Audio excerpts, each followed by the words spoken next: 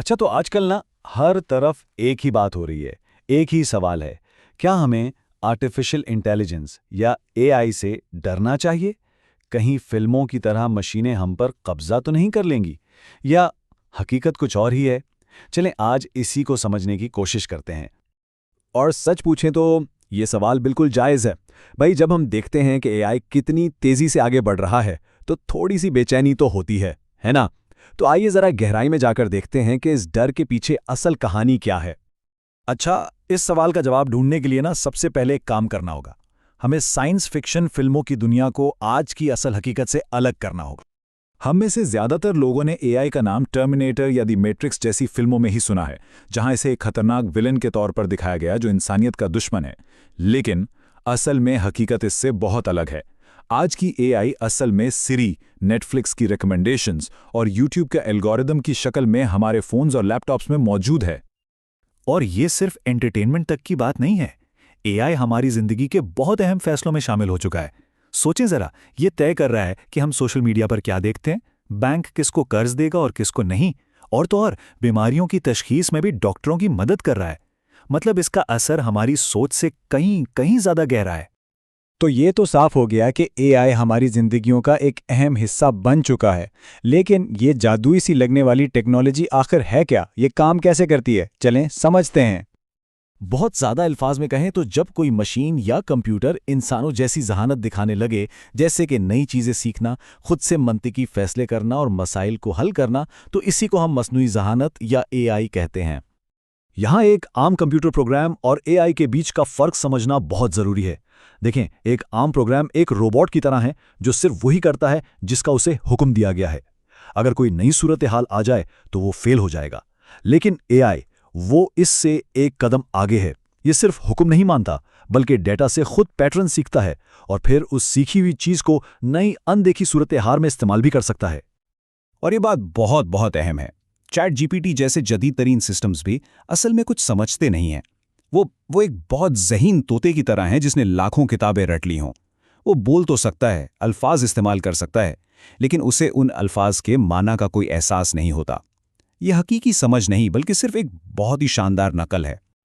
तो सवाल यह है कि अगर एआई वाकई समझता नहीं है, तो फिर ये सीखता कैसे है?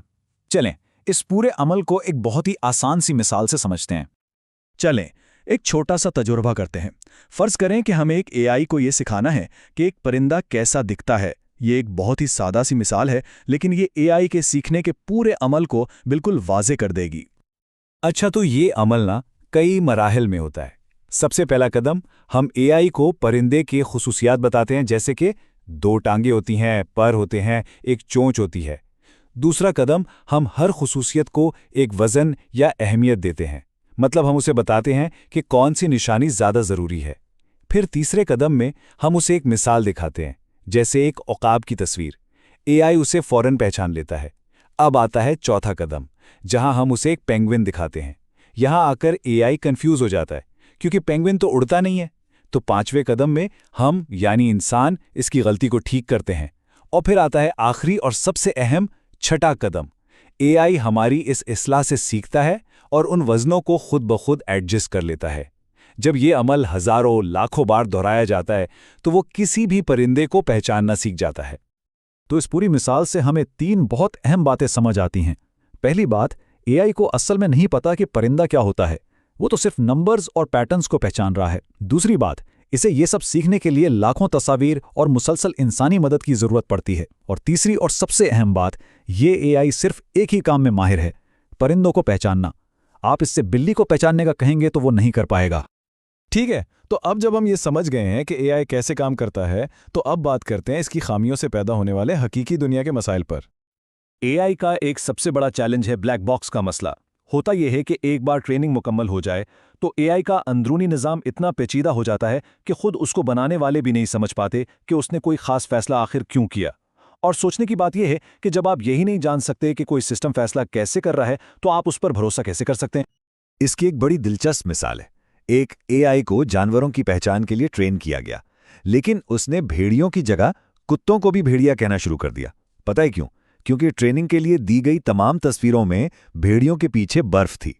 एआई ने जानवर को पहचानने के बजाय ये आसान रास्ता निकाला कि भाई जहां बर्फ नजर आए वहां भेड़िया बोल दो। इससे अंदाजा होता है कि एआई कितनी अजीब और गैर मुतवक्का गलतियां कर सकता है। दूसरा बड़ा खतरा है तासुब या बायस का। देखें, एआई सिर्फ वही सीखता है जो उसे दिखाया जाता है। अगर उसको ट्रेनिंग के लिए दिया गया डेटा ही मुतासिब या एक तरफा हो तो एआई के फैसले भी वैसे ही होंगे। वो तो सिर्फ डेटा की नकल कर रहा है। जैसे एक कंपनी ने नौकरी के लिए उम्मीदवारों को शॉर्टलिस्ट करने के लिए एआई का इस्तेमाल किया और ये देखकर हैरान रह गए कि वो सिर्फ मर्दों का इंतखाब कर रहा था। जब वजह खोजी गई तो पता चला कि उसे कंपनी के पुराने कई दहाइयों के डेटा पर ट्रेन किया गया था, जिसमें ज्यादातर मर्दों को ही नौकरी दी गई थी। एआई ने कुछ नया नहीं किया, उसने सिर्फ पुराने तासुब को ही सीखकर दोहरा दिया। तो अब जब हमने एआई के काम करने का तरीका और उसके खतरात को समझ लिया है, तो आइए एक कदम पीछे हटकर देखते हैं कि आज का एआई क्या है और मुस्तकबिल में ये क्या शक्ल इख्तियार कर सकता है। आज हम जिस भी एआई को देखते हैं ना, वो सब नैरो एआई कहलाता है। उसकी कुछ आम किस्में हैं। एक है नेचुरल लैंग्वेज प्रोसेसिंग या एनएलपी। ये वो टेक्नोलॉजी है जो सिरी और एलेक्सा को हमारी बात समझने में मदद देती है। फिर है जेनरेटिव एआई, जो चैट जीपीटी की तरह नया टेक्स्ट या तस्वीर बनाता है। और तीसरी है कंप्यूटर विजन, जो आपके फ़ोन को चेहरा देखकर अनलॉक करने की सलाहियत देती है। ये सब अपने अपने काम में माहिर हैं। और ये फ़र्क समझना बहुत बहुत ज़रूरी है। आज हमारे पास जो कुछ भी है वो वीक एआई या नैरो एआई है। ये एक काम में तो इंसान से बेहतर हो सकता है, लेकिन बस इतना ही। स्ट्रॉन्ग एआई या जनरल एआई यानी एक ऐसी मशीन जो इंसानों की तरह हर तरह के काम सोच समझ कर सके, वो अभी तक सिर्फ साइंस फिक्शन में ही मौजूद है। हकीकत में उसका कोई वजूद नहीं। और फिर इससे भी आगे एक तस्वुर है आर्टिफिशियल सुपर इंटेलिजेंस का। ये एक कयास आराई पर मबनी मुस्तकबिल की एआई है जो इंसानों से हर लिहाज से ज़्यादा ज़हीन होगी। ये वो चीज़ है जो साइंस फिक्शन फिल्मों में अक्सर दिखाई जाती है और ये टेक्नोलॉजिकल सिंगुलैरिटी के तस्वर की तरफ ले जाती है, यानी एक ऐसा पॉइंट जहां टेक्नोलॉजी की तरक्की हमारे कंट्रोल से बाहर हो जाए।